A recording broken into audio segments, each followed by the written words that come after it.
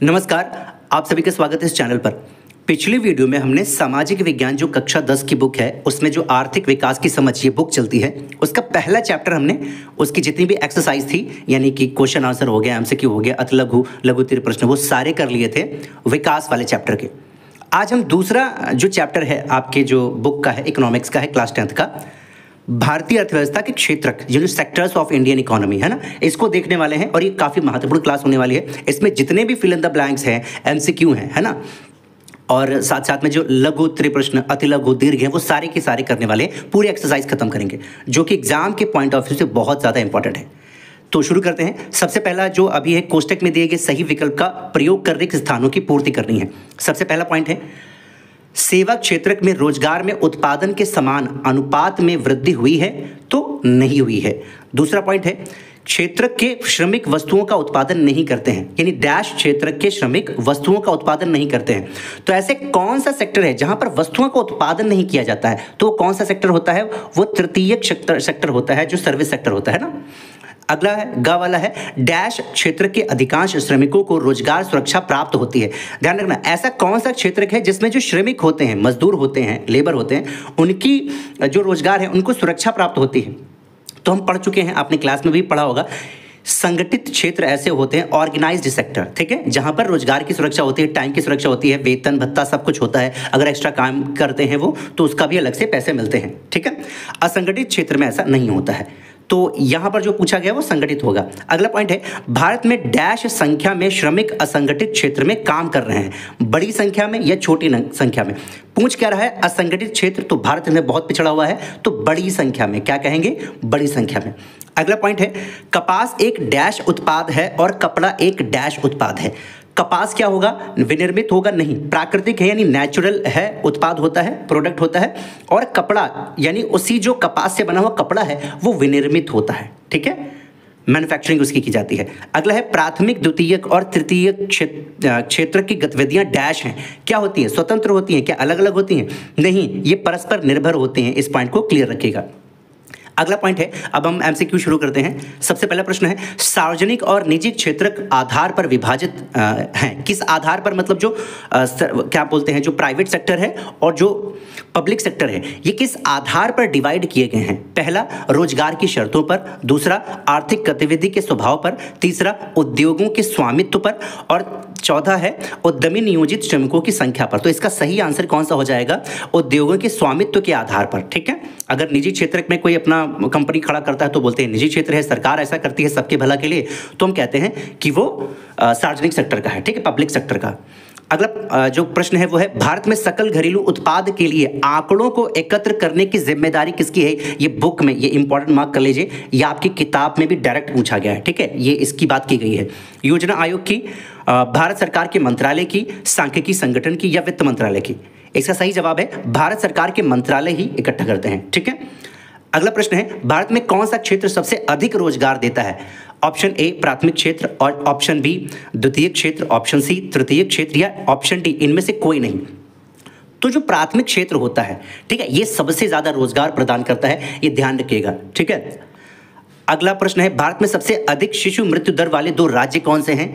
पहला ऑप्शन है उत्तर प्रदेश और बिहार, दूसरा है ओडिशा और मध्य प्रदेश, तीसरा है राजस्थान और पश्चिम बंगाल, और चौथा है उत्तर प्रदेश एवं तमिलनाडु। तो इसमें से सबसे सही जो आंसर है वो है ओडिशा और मध्य प्रदेश। ये ऐसे राज्य हैं जहां की जो शिशु मृत्यु दर जो है वो काफ़ी ज़्यादा है, ठीक है, अभी भी ज़्यादा है। इसमें जो मध्य प्रदेश से तो बहुत ही ज़्यादा है। अगला है प्रश्न भारत में लगभग कितने प्रतिशत ग्रामीण परिवार छोटे और सीमांत किसान की श्रेणी में आते हैं? यहाँ किसान करिएगा, किसान की श्रेणी में आते हैं। तो ऐसे कितने हैं? ऑप्शन ए 60%, ऑप्शन बी 62%, ठीक है, ऑप्शन सी 70%, या फिर डी 80%। तो ये पॉइंट आपकी किताब में दिया हुआ है, अलग से प्रश्न नहीं है। 80%, लगभग 80%, ठीक है। अगला प्रश्न है एक वस्तु का अधिकांशतः प्राकृतिक प्रक्रिया से उत्पादन का डैश क्षेत्र की गतिविधि है, ठीक है। तो प्राथमिक, द्वितीयक, तृतीयक, या सूचना प्रौद्योगिकी, यानी एक वस्तु का जो अधिकांशतः प्राकृतिक प्रक्रिया से उत्पादन होता है, ठीक है, वो किसकी गतिविधि है? जो प्राकृतिक है, जो प्रकृति से डायरेक्ट रिलेटेड जो क्रिया होती है वो कौन सी होती है? वो प्राथमिक होती है, तो इसका आंसर प्राथमिक हो जाएगा। अगला प्रश्न है, किसी वर्ष में उत्पादित डैश कुल मूल्य को सघउ या सघउ जो है एक्चुअली ये सकल घरेलू उत्पाद यानी जीडीपी है ना, जीडीपी ग्रॉस डोमेस्टिक प्रोडक्ट, ठीक है क्या होता है? ऑप्शन ए सभी वस्तुओं और सेवाओं कुल मूल्य को सकल घरेलू उत्पाद कहते हैं, सभी अंतिम वस्तुओं और सेवाओं होगा, सभी मध्यवर्ती वस्तुओं और सेवाओं होगा, या सभी मध्यवर्ती एवं अंतिम वस्तुओं और सेवाओं, क्या होगा इसमें से? तो जो ऑप्शन सी है ऑप्शन जो बी है, सभी अंतिम वस्तुओं और सेवाओं का जो कुल मूल्य होता है वही सकल घरेलू उत्पाद होता है, जीडीपी होता है। अगला है, जीडीपी के पदों में वर्ष 2013-14 में तृतीय क्षेत्र की हिस्सेदारी कितनी रही? तो ध्यान रखिएगा, तृतीय क्षेत्र जो होता है वो कौन सा होता है? सर्विस सेक्टर, और इसकी हिस्सेदारी बहुत तेजी से बढ़ी भारत में, ठीक है, और भी जो देश हैं वहां पर भी बढ़ी है। तो ये 50 से 60% ये सही ऑप्शन हो जाएगा। अगला प्रश्न है, इसमें कुछ मिलान करना है, निम्नलिखित को सुमिलित कीजिए। तो पहला जो है वह कृषि क्षेत्र की समस्याएं एक तरफ दी गई हैं और दूसरी तरफ कुछ संभावित उपाय दिए गए हैं, ठीक है। तो असंचित जो भूमि है इसके लिए सरकार को क्या करना चाहिए, मतलब क्या उपाय हो सकते हैं?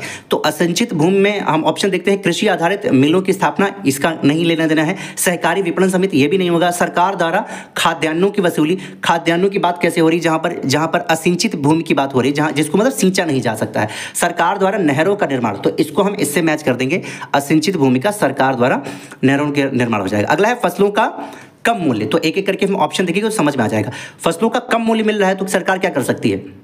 सरकार द्वारा खाद्यान्नों की वसूली, ये इसको मैच कर देंगे फसलों का कम मूल्य का। क्यों? अगर किसी भी किसान का नुकसान ना होने पाए, अगर ऐसा होता है तो सरकार को क्या चाहिए? वो वसूलने का मतलब यहाँ पर उसे फ्री में नहीं लेना है, उससे लेकर के उसको अच्छे दाम दिए जाएं। इसी के आधार पर एमएसपी का कॉन्सेप्ट निकाला गया ना, आपको याद होगा, एमएसपी मिनिमम सपोर्ट प्राइस, है ना। अगला है कर्ज भार, तो कृषि आधारित मिलों की स्थापना करना, ये नहीं होगा। सहकारी विपणन की बात नहीं होगी। कम ब्याज दर पर बैंकों द्वारा साख उपलब्ध कराना, ठीक है, ताकि कर्ज भार उनका कम हो सके और जो मोटा पैसा लोग जो अनऑर्गेनाइज सेक्टर में लोग वसूलते हैं किसानों से, वो उससे बच सके, साहूकार महाजन से बचा जा सके, ठीक है। सरकार को व्यवस्था करनी चाहिए भारत देश में, जो कि नहीं हो रही है। अगला पॉइंट है, मंदी काल में रोजगार का अभाव, तो इस क्या कर सकते हैं? कृषि आधारित मिलों की स्थापना कर सकते हैं, क्योंकि कृषि एक बेस होता है ना, सीधा नेचुरल से रिलेटेड होता है। तो अगर ये बढ़ेगा तो धीरे धीरे द्वितीयक सेक्टर और तृतीयक सेक्टर ऐसे सब बढ़ते जाएंगे। अगला, कटाई के तुरंत बाद स्थानीय व्यापारियों को अपना अनाज बेचने की व्यवस्था जो होती है, कम कीमत में बेच देते हैं, उसके लिए सरकार क्या कर सकती है? सहकारी विपणन समिति बना सकती है, ठीक है। ये मैचिंग हो गया। अगला है, विषम की पहचान करिए और बताइए क्यों, ऐसा क्यों आपने किया, ये भी बताना है। तो विषम की पहचान कर लेते हैं। पर्यटन निर्देशक, धोबी, दर्जी, कुम्हार, इसमें से जो पर्यटन निर्देशक है वो अलग होगा। क्योंकि ये तृतीयक सेक्टर में काम करता है, जबकि अन्य सारे प्राथमिक सेक्टर के हैं। अगला पॉइंट है, शिक्षक, डॉक्टर, सब्जी विक्रेता और वकील, इसमें से जो सब्जी विक्रेता है वो प्राथमिक सेक्टर का है ना, किसान होते हैं या फिर और भी होते हैं जो किसान से सामान लेकर आते हैं। बाकी जैसे शिक्षक दिखाई दे रहा है, डॉक्टर, ये सब क्या देते हैं? वकील, ये सब सर्विसेज देते हैं। और सर्विस कौन से सेक्टर में आता है? तृतीयक सेक्टर में। अगला पॉइंट है, डाकिया, मोची, सैनिक, पुलिस कांस्टेबल, इसमें जो मोची है वो अलग हो जाएगा, क्योंकि वो द्वितीयक सेक्टर में काम करता है, जबकि अन्य तृतीयक सेक्टर के हैं, यानी सारे के सारे क्या करते हैं? सेवाएं देते हैं। अगला पॉइंट है, एक शोध छात्र ने सूरत शहर में काम करने वाले लोगों से मिलकर निम्न आंकड़े जुटाए हैं। आंकड़ों में क्या है? कार्य स्थान है, दूसरा रोजगार की प्रकृति है और श्रमिकों का प्रतिशत है। तो इसको हम हल करेंगे, देखेंगे। सरकार द्वारा पंजीकृत कार्यालयों और कारखानों में संगठित जो हैं वो कितने हैं? 15% है। अगला है, औपचारिक अधिकार पत्र, यानी क्योंकि सरकार ने अधिकार पत्र भेजा है, सहित बाजारों में अपनी दुकान चला रहे हैं, कार्यालय और क्लिनिक खोले हुए, तो कौन सा सेक्टर हो जाएगा? संगठित हो जाएगा, संगठित। यहां पर ध्यान रखिएगा, हम स लिखे दे रहे हैं, संगठित। अगला प्रश्न है, सड़कों पर काम करते लोग, निर्माण श्रमिक, घरेलू श्रमिक, ये सब क्या हो जाएंगे?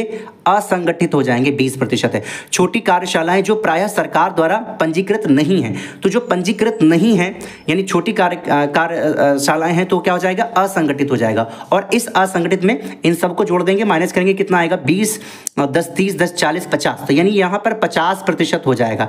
और आपको बताना है कि असंगठित क्षेत्र में कितने लोग हैं। तो देखिए, असंगठित पहले 20 था और ये 50 आया, तो 50, 20, 70, तो यानी 70% जो श्रमिक है वो असंगठित यानी अनऑर्गेनाइज सेक्टर में कार्यरत हैं। अब हम जो थोड़े से बड़े प्रश्न देख लेते हैं जो आपके एग्जाम में आते हैं।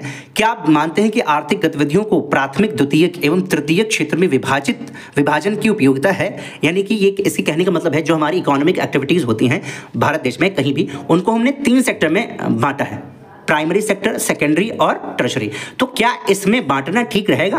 तो आप उत्तर क्या कहेंगे? हाँ, आर्थिक गतिविधियों को प्राथमिक, द्वितीयक और तृतीयक क्षेत्रों में विभाजित करना उपयोगी है, क्योंकि इससे विभिन्न आर्थिक गतिविधियों की स्थिति और योगदान को बेहतर तरीके से समझा जा सकता है। अगर हम क्लासिफाई कर देंगे किसी भी चीज़ को तो वो चीज़ें हमें आसानी से समझ में आ जाती हैं।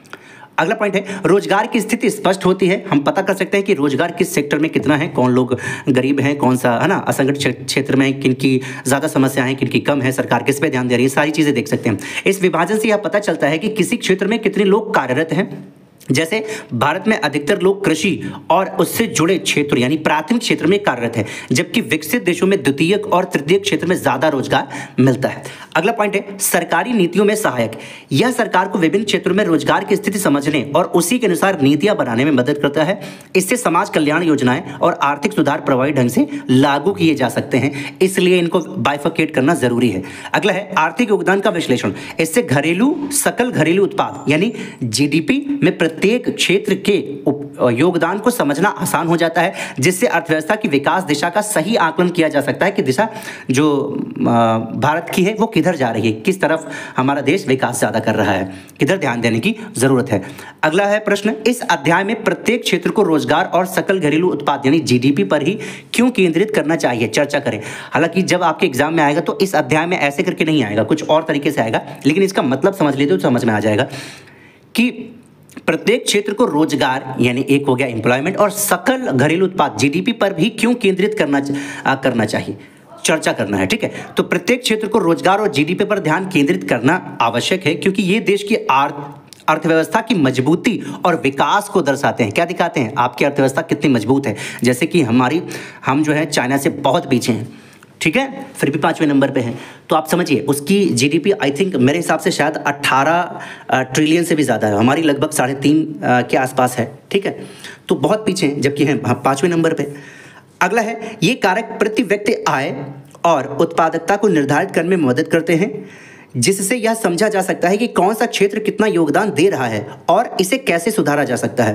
हालांकि अन्य पहलुओं पर भी ध्यान देना जरूरी है, मतलब यही नहीं कि आप केवल रोजगार देखो और जीडीपी देखो। अन्य कौन से पहलू हैं? संतुलित क्षेत्रीय विकास होना चाहिए, क्षेत्रों का भी विकास हो, ग्रामीण भी विकास हो, आय और धन की समानता हो, असमान वितरण ना हो, जैसे कि भारत में भरा पड़ा हुआ है इसके असमानता। ठीक है, अगली है गरीबी उन्मूलन हो, गरीबी खत्म की जा सके, तकनीकी आधुनिकीकरण हो, ठीक है, नई नई टेक्नोलॉजी आए, इनोवेशन हो, आत्मनिर्भरता का बढ़ावा हो, ये भी हो। ठीक, इन सभी बिंदुओं पर विचार करने से अर्थव्यवस्था अधिक संतुलित और समावेशी बन सकती है। अगला प्रश्न है, प्राथमिक, द्वितीयक एवं तृतीयक क्षेत्र में आने वाले व्यक्तियों के नाम लिखिए। तो ये अच्छा प्रश्न है, हालांकि अपने आप से मैंने ऐड किया है ताकि आपको क्लियर हो जाए। प्राथमिक क्षेत्र जैसे कि सब्जी उत्पादक हो गया या किसान हो गया, द्वितीय क्षेत्र श्रमिक हो गया, फैक्ट्री मालिक हो गया द्वितीय क्षेत्र में, क्योंकि वो इन मैन्युफैक्चरिंग सेक्टर होता है ना, औद्योगिक क्षेत्र होता है। तृतीय सेक्टर में कौन से हो गए? जो सर्विस देते हैं, अध्यापक, डॉक्टर, अभियंता, इलेक्ट्रीशियन, दुकानदार, धोबी, दूध विक्रेता, बीमा प्रबंधक, सरकारी कर्मचारी और घरेलू नौकर, क्योंकि ये सर्विस दे रहे हैं तो ये तृतीय क्षेत्र में आ जाते हैं। अगला प्रश्न है, तृतीय क्षेत्र अन्य क्षेत्रों से भिन्न है, यानी जो सर्विस सेक्टर है वो अन्य क्षेत्रों से भिन्न है। उदाहरण सहित व्याख्या करनी है, आपको बताना है कैसे भिन्न है। तो आपको वही लिखना है कि इसमें क्या क्या चीज़ें होती हैं, वो सब बताना है, उसके बाद आपको कुछ एग्जाम्पल देना है। तृतीय क्षेत्र अन्य क्षेत्रों से इसलिए भिन्न है क्योंकि यह सीधे वस्तुओं का उत्पादन नहीं करता है, हमने आपको बता दिया था पहले ही, बल्कि उत्पादन प्रक्रिया में सहायता करता है। इसे सेवा क्षेत्र भी कहा जाता है, क्योंकि यह प्राथमिक और द्वितीय क्षेत्रों को बेहतर कार्य करने में मदद करता है। तृतीय क्षेत्र, इसमें मशीनों की उतनी आवश्यकता नहीं होती है। किसमें? जो सर्विस सेक्टर होता है, इसमें श्रमिकों की मानसिक दक्षता अधिक महत्वपूर्ण होती है। किसमें? तृतीय क्षेत्र में, सर्विस सेक्टर में। अध्यापक जो आपको पढ़ाएगा वो उसके पास अच्छा खासा दिमाग होना चाहिए कि पीपीटी कैसे बनानी है, समझाना कैसे है, समझाने का तरीका क्या होना है चाहिए, डेटा क्या देना है ना लोगों को अच्छे से अच्छा। इसमें भौतिक वस्तुओं का निर्माण नहीं किया जाता, कोई गुड्स आप नहीं बनाते हैं। उदाहरण के लिए डॉक्टर, इंजीनियर, शिक्षक, दुकानदार, ये सब क्या है? ये सब तृतीय क्षेत्र वाले हैं। अन्य क्षेत्र जो प्राथमिक एवं द्वितीय होते हैं, इन क्षेत्रों में मशीनों की अधिक जरूरत होती है। किसानी ले लो या फिर कोई मैन्युफैक्चरिंग यूनिट ले लो, वहाँ पर बहुत सारी मशीन मशीनें होती हैं, गड़ चलती रहती हैं। इसमें श्रमिकों को शारीरिक श्रम करना पड़ता है। इसमें भौतिक वस्तुओं का निर्माण किया जाता है। उदाहरण के लिए किसान, कारखाना मजदूर, हालांकि ये किसान, अच्छा सॉरी किसान आएगा, किसान, कारखाना मजदूर, बढ़ाई, ये सब क्या हो जाएंगे, प्राथमिक और द्वितीयक सेक्टर में आ जाएंगे। अगला प्रश्न है, प्रच्छन्न बेरोजगारी से आप क्या समझते हैं? शहरी एवं ग्रामीण क्षेत्रों से उदाहरण देकर व्याख्या कीजिए। देखिए, प्रच्छन्न बेरोजगारी का अर्थ छिपी हुई बेरोजगारी होता है। बेसिकली मतलब है, मान लीजिए ये गुड्स है, ये गुड्स है, गुड्स का मतलब सामान होता है, ठीक, ये गुड्स है और इसको अकेला व्यक्ति बना सकता है। क्या बना सकता है? एक व्यक्ति बना सकता है, लेकिन एक और साथ में लगा हुआ है क्योंकि उसके पास काम ही नहीं है कोई, तो ये भी साथ में लगा है, जबकि अकेला ही बना सकता है। तो ये जो दूसरा वाला लगा है, इसको हम प्रच्छन्न बेरोजगार बोलेंगे, छिपी हुई बेरोजगारी बोलेंगे। जहां व्यक्ति कार्य को कर रहा होता है लेकिन उसकी पूरी क्षमता का उपयोग नहीं हो रहा होता है। इसमें व्यक्ति किसी काम में इसलिए लगा रहता है क्योंकि उसके पास कोई बेहतर विकल्प नहीं होता है, जबकि वास्तव में उसकी उपस्थिति से उत्पादन पर कोई खास असर नहीं पड़ रहा है। तो जो दूसरा वाला व्यक्ति अभी काम कर रहा था, वो करे या ना करे, अकेला ही बना लेगा, फिर भी वो जुटा हुआ है, ठीक है। तो ऐसी जो बेरोजगारी होती है भारत में भी देखने को मिलती है, किसानी वगैरह में देखने को मिलती है। ग्रामीण क्षेत्र खेती में अक्सर यह देखने को मिलता है कि जहां 2 लोगों का काम पर्याप्त होता है, वहां कई लोग काम में लगे रहते हैं। जैसे गांव में आपने देखा होगा, यदि उनमें से कुछ लोग अन्य कामों में लगा दिए जाएं तो भी उत्पादन में कोई गिरावट नहीं होगा, बल्कि सरकार को चाहिए इस पर ध्यान देना चाहिए। लेकिन हमारा देश किस दिशा में जा रहा है हमें नहीं पता। अगला पॉइंट है, शहरी क्षेत्र, किसी छोटे दुकान या कार्यालय में जरूरत से ज्यादा कर्मचारी काम कर रहे हों लेकिन उनकी उत्पादकता न्यूनतम हो, तो यह भी प्रच्छन्न बेरोजगारी का उदाहरण है। गांव में खेती का, यहाँ पर किसी भी कार्यालय में या दुकान में एक से ज्यादा लोग बैठे हुए हैं, है ना, एक बेच सकता है, दुकान संभाल सकता है, दूसरा भी जुटा हुआ है, ठीक है। तो ये भी क्या है? प्रच्छन्न बेरोजगारी है। अगला है, खुली बेरोजगारी और प्रच्छन्न बेरोजगारी के बीच भेद कीजिए। तो आप प्रच्छन्न बेरोजगारी समझ गए, अब खुली देखते हैं क्या होता है। खुली बेरोजगारी ऐसी स्थिति होती है जिसमें व्यक्ति काम करने की इच्छा और क्षमता रखने के बावजूद उपलब्ध मजदूरी दर में कोई रोजगार नहीं पा सकता है। यह समस्या आमतौर पर शहरी क्षेत्रों में देखने को मिलती है। खुली बेरोजगारी तो बिल्कुल ओपन एम्प्लॉयमेंट होती है। इसका मतलब आप शिक्षित भी हैं, आपके पास नॉलेज भी है, आप ब्याज जिस मान लीजिए आप 10,000 रुपये महीने का सोचते हैं कि मैं 5 घंटा कर लूँगा, 10,000 रुपये हमें मिल जाए बस, लेकिन फिर भी नहीं मिल रही है, वो ओपन यानी खुली बेरोजगारी होती है। अगला है प्रच्छन्न बेरोजगारी, ठीक है, तब होती है जब किसी काम में आवश्यकता से अधिक लोग लगे होते हैं जिससे उनकी उत्पादकता में कोई विशेष योगदान नहीं होता है। यह समस्या मुख्य रूप से ग्रामीण क्षेत्रों में, खासकर कृषि में देखी जा सकती है। इस पर बात कर चुके हैं हम लोग। अगला प्रश्न है, भारतीय अर्थव्यवस्था के विकास में तृतीय क्षेत्र कोई महत्वपूर्ण भूमिका नहीं निभा रहा है, क्या आप इससे सहमत हैं?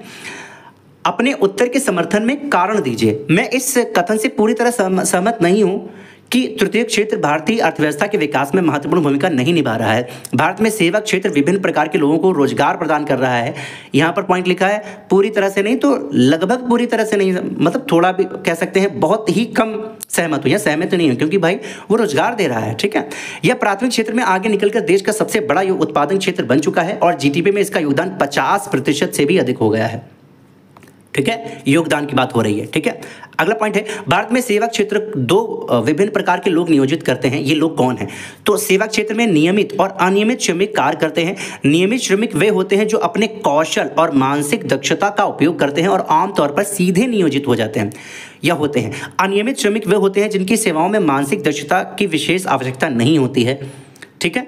अंशकालिक रूप से कार्य करने वाले श्रमिक भी अनियमित श्रमिक माने जाते हैं, जो कम समय के लिए होते हैं। एक ठेले वाला जो किसी प्रकाशन के लिए कागज पहुंचाता है, अनियमित श्रमिक वाला कहलाता है। अगला पॉइंट है, असंगठित क्षेत्र में श्रमिकों का शोषण किया जाता है, यानी जो अनऑर्गेनाइज सेक्टर होता है वो तो भैया बहुत पतली है हालत अपने देश में। क्या आप इस विचार से सहमत हैं? अपने उत्तर के समर्थन में कारण बताने हैं। तो आप कहेंगे हाँ बिल्कुल ऐसा है, असंगठित क्षेत्र में श्रमिकों का शोषण किया जाता है और ये एनसीईआरटी कह रही है, ठीक है। आप समझ रहे हैं, क्या बात है। उनकी नौकरी सुरक्षित नहीं होती और उन्हें कभी भी बिना कारण निकाल दिया जाता है। अनऑर्गेनाइज सेक्टर वाले हैं, वे कम वेतन पर अधिक समय तक काम करते हैं, घिसा लिया जाता है, उनसे खूब काम लिया जाता है, पैसा बहुत कम दिया जाता है, समय तक काम करने के लिए मजबूर होते हैं। श्रमिकों के लिए बने सरकारी नियमों का पालन नहीं किया जाता है। तो सरकार क्या कर रही है भैया? कोल्ड ड्रिंक पी रही है सरकार, हाँ, जिससे वे किसी कानूनी सुरक्षा के दायरे में नहीं आते हैं। अगला पॉइंट है, आर्थिक गतिविधियां रोजगार की परिस्थितियों के आधार पर कैसे वर्गीकृत की जाती है? आर्थिक गतिविधियों को पूछ रहा है। ठीक है, तो बहुत सारे तरीके हैं। आपके जो किताब में आर्थिक विकास की समझ में दिया गया है वो 3 प्रकार से हैं। अभी हम देख लेते हैं। आर्थिक गतिविधियों को रोजगार की परिस्थितियों के आधार पर विभिन्न श्रेणियों में विभाजित किया जाता है। मुख्य रूप से इनका वर्गीकरण निम्न प्रकार है। पहला, प्राथमिक, द्वितीयक और तृतीयक क्षेत्र, ऐसा है उत्पादन और सेवाओं के आधार पर। दूसरा है संगठित और असंगठित क्षेत्र, श्रमिकों की सुरक्षा और कार्यकुशलता के आधार पर। और तीसरा है स्वामित्व और प्रबंधन के आधार पर, यानी सार्वजनिक और निजी क्षेत्र। इन पॉइंट को याद कर लेना, प्रश्न बन सकता है एमसीक्यू में डायरेक्ट। ठीक है, इन वर्गीकरणों से यह समझने में मदद मिलती है कि आर्थिक गतिविधियां किस तरह से रोजगार और उत्पादन से जुड़ी हुई हैं। अगला प्रश्न है, संगठित और असंगठित क्षेत्र की रोजगार परिस्थितियों की तुलना करें। संगठित और असंगठित क्षेत्र की रोजगार परिस्थितियों में कई महत्वपूर्ण अंतर होते हैं, तो हम देख लेते हैं। पहला है नौकरी की सुरक्षा। तो जो संगठित क्षेत्र होता है उनकी नौकरी स्थायी होती है, सुरक्षित होती है, बट असंगठित क्षेत्र में ऐसा नहीं होता है। ठीक है, अस्थायी होती है, किसी भी समय हटाया जा सकता है। वेतन और सुविधाएं, तो इनका वेतन जो होता है संगठित क्षेत्र का निश्चित होता है, बोनस भी मिलता है, छुट्टियां भी मिलती है, पेंशन भी मिलता है, आराम मिलता है, सब कुछ मिलता है, सुकून चैन मिलता है। असंगठित क्षेत्र में कम वेतन मिलता है, कोई अतिरिक्त सुविधा नहीं मिलती है। अगला पॉइंट है कार्य घंटे। जो संगठित क्षेत्र होता है उनको निश्चित कार्य घंटे, समय और नियम मतलब जो होते हैं उस हिसाब से काम करना पड़ता है। इनका कोई घंटा ही नहीं होता, पता चले 10 घंटे हैं, 11 घंटे, 3 घंटे एक्स्ट्रा करना है और करना पड़ेगा, वरना बाहर निकाल दिया जाएगा। बाहर निकालेंगे तो पैसा नहीं आएगा तो लड़ाई झगड़ा होगा घर पे, है ना। ये सारी चीज़ें होती हैं, आप जानते हो, समझदार हो। अगली बात सरकारी नियमों का पालन। तो श्रम कानूनों और सरकारी नियमों का पालन होता है क्योंकि सरकार संभाल रही है। ठीक है, अगला है सरकारी नियमों का पालन कम होता है असंगठित क्षेत्र में, चूसा जाता है। ये लिखना चाहिए था, चूसा जाता है, लोगों को चूसा जाता है असंगठित क्षेत्र में, है ना। उदाहरण, बैंक कर्मचारी, सरकारी शिक्षक, फैक्ट्री कर्मचारी, ये क्या हो गए, ये संगठित सेक्टर हो गए। दिहाड़ी मजदूर, घरेलू कामगार, ठेले वाले, ये सब क्या है, असंगठित। संगठित क्षेत्र में रोजगार अधिक सुरक्षित होता है जबकि असंगठित क्षेत्र में श्रमिकों का शोषण अधिक देखा जाता है। अगला पॉइंट है नरेगा 2005 के महात्मा गांधी, है ना, 2005 के उद्देश्यों की व्याख्या कीजिए। भारत सरकार ने 2005 में ग्रामीण क्षेत्रों में रोजगार की गारंटी देने के लिए एक अधिनियम लागू किया जिसे महात्मा गांधी राष्ट्रीय ग्रामीण रोजगार गारंटी अधिनियम यानी MG नरेगा कहा जाता है। शुरुआत में यह 200 जिलों में लागू था, लेकिन अब यह 600 से अधिक, यानी कि यहाँ पर करीब 650 के आसपास कर लीजिएगा। ठीक है, इससे ठीक है विस्तारित हो चुका है। इसके प्रमुख उद्देश्य निम्नलिखित हैं। पहला, ग्रामीण परिवारों के कम से कम एक सदस्य को, यानी ग्रामीण परिवार में मान लीजिए 5 सदस्य हैं तो कम से कम एक सदस्य को 100 दिन का गारंटीकृत रोजगार देना है ताकि वो पैसे कमा सकें। क्योंकि भैया पूंजीवादी अर्थव्यवस्था में आप एक बात समझो, पूंजीवादी अर्थव्यवस्था में पैसे के बिना कुछ नहीं होने वाला है। ठीक है, अब कहेंगे अरे अमीर भी तो परेशान है, गरीब जो चिल्लाता रहता है। अरे भैया वो परेशानी अलग हो गई, वो परेशानी जो उसके पास है वो हमारे पास भी है। बीमार वो है, हम भी हैं, हम लोग भी लोगों की चिंता करते हैं, घर परिवार की, वो भी करते हैं। तो उसकी बात नहीं हो रही है, जो पैसों की वजह से समस्या आ रही है ना, उसकी बात करिए। क्या ही बताएं लोगों को, है ना। अगला देखो, यदि रोजगार नहीं मिलता है तो बेरोजगारी भत्ता प्रदान किया जाता है, ये चीज़ है। और दूसरा पॉइंट है रोजगार न्यूनतम मजदूरी पर उपलब्ध कराना होता है। उन परियोजनाओं को प्राथमिकता देना जो भूमि की उत्पादकता बढ़ाने में सहायक होता है ना। पता चले गड्ढा खोदो, तालाब खोदो, है ना, मेड़ बनाओ, ऐसा करके काम खूब सारे दिए जाते हैं, गांव में आपने देखा होगा। अगला है अपने क्षेत्र से उदाहरण लेकर सार्वजनिक और निजी क्षेत्र की गतिविधियां एवं कार्यों की तुलना कीजिए। तो देख लेते हैं, सार्वजनिक क्षेत्र है और दूसरा निजी क्षेत्र है। पहला पॉइंट, नौकरी की सुरक्षा संगठित क्षेत्र में स्थायी और सुरक्षित रहती है। अपने क्षेत्र में उदाहरण लेकर सार्वजनिक और निजी क्षेत्र की गतिविधियां, हाँ तो ये चीज़ है। आई थिंक ये सेम वाला यहाँ पर कॉपी हो गया है।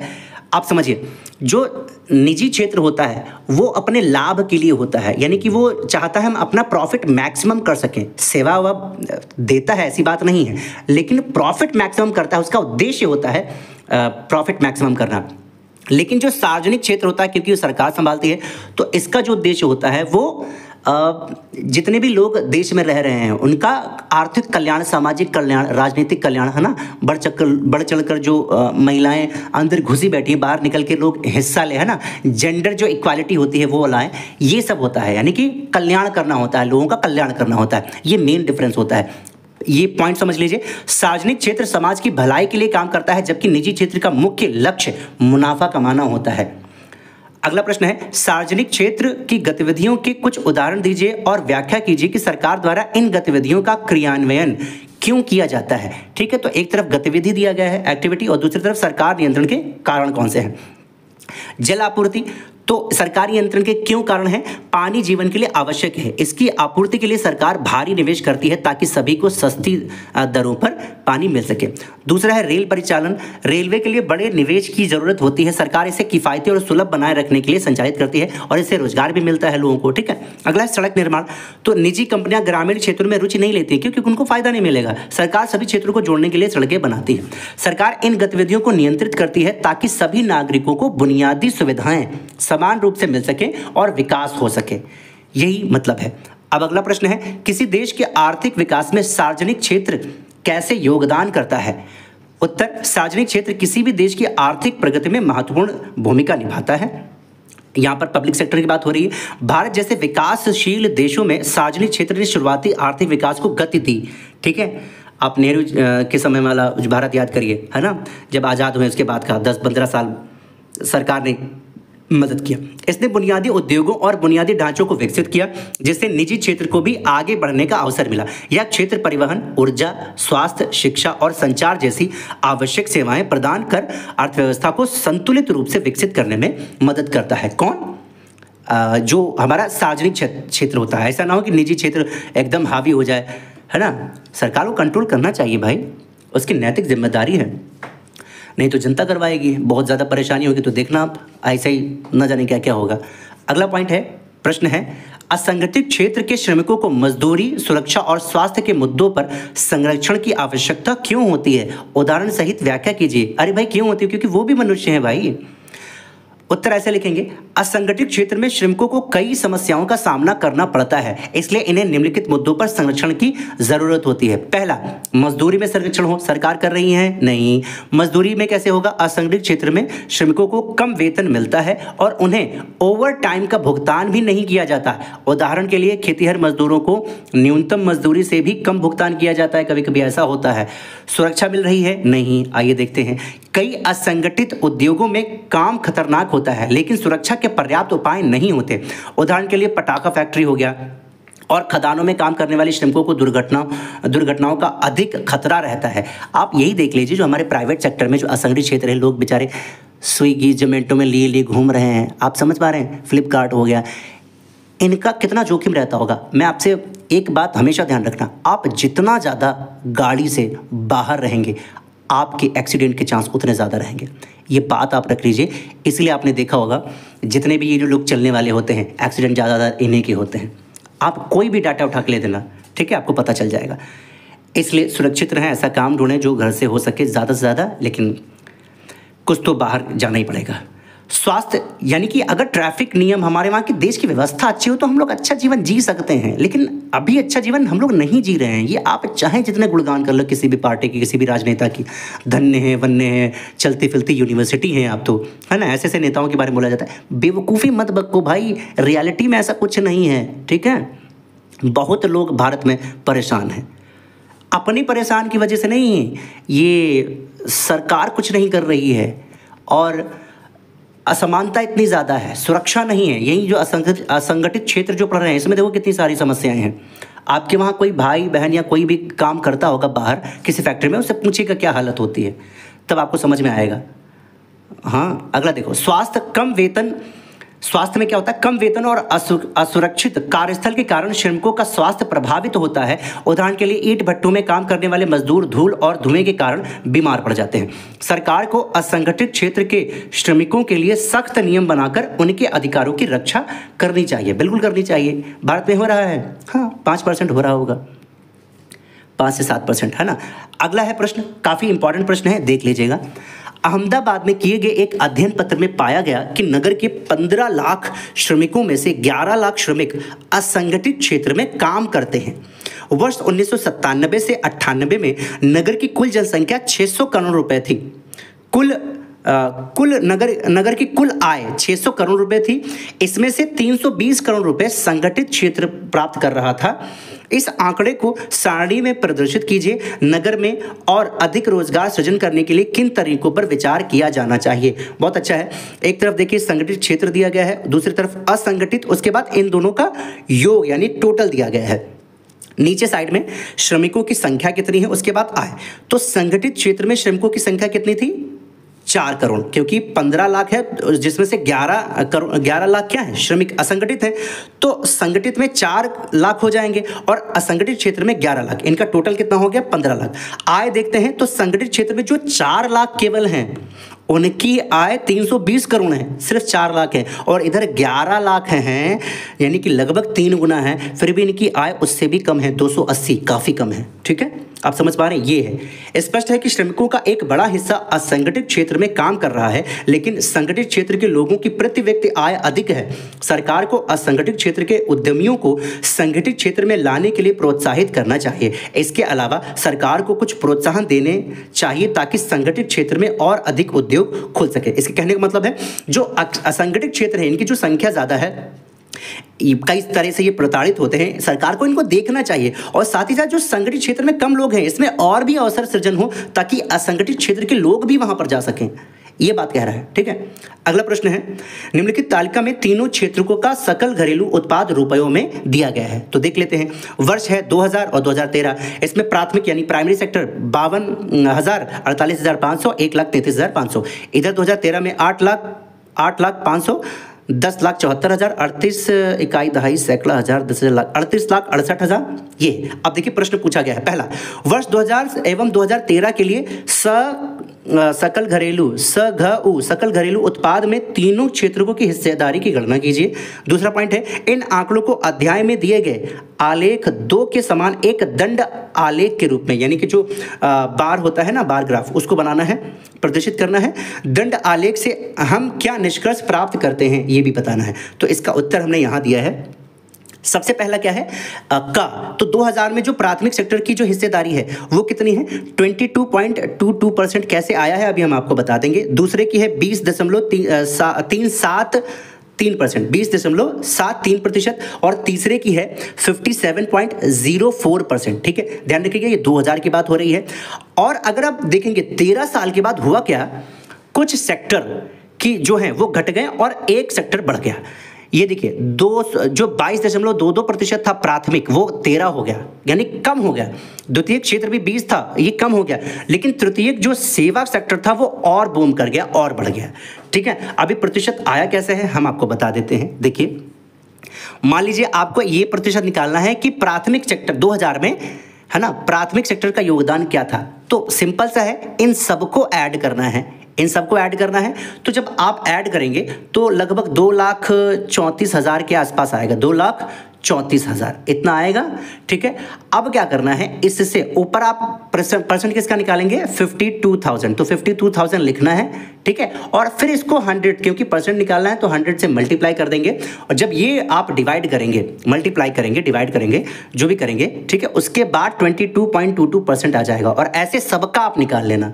ठीक है, इसका निकालना है तो इसको ऊपर रख देंगे, बाकी का नीचे कर देंगे ऐड करके। इसका निकालना है तो इसको ऊपर कर देंगे, बाकी का ऐड करके नीचे कर देंगे, 100 से मल्टीप्लाई कर देंगे, आ जाएगा। ठीक है, तो ये आपको देखने को मिला। और ये रहा share of sectors in GDP. तो आप देख सकते हैं ये टर्शरी सेक्टर है, ये है सेकेंडरी सेक्टर, और एक ग्रीन वाला कौन सा है? Primary sector. तो प्राइमरी सेक्टर 2000 में इतना था, बाद में घट गया। सेकेंडरी सेक्टर भी ज़्यादा था, घट गया। और परसेंट में आपको दिखाया गया है, जैसे ये 22% लगभग था, तो देखो 22% के आसपास है।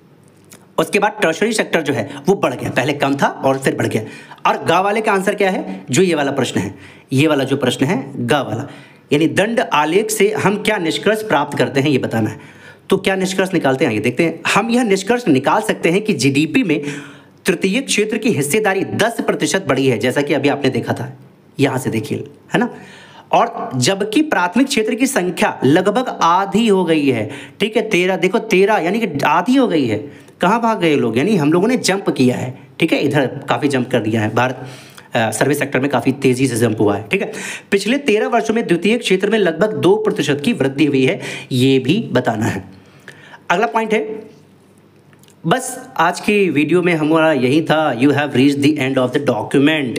तो आपको वीडियो कैसी लगी, क्लास कैसी लगी, मैं आशा करता हूँ आपको ये चीज़ें पसंद आई होंगी और भरोसा यही कर सकते हैं आप हम पे कि वीडियो को अच्छी तरीके से देख लीजिए।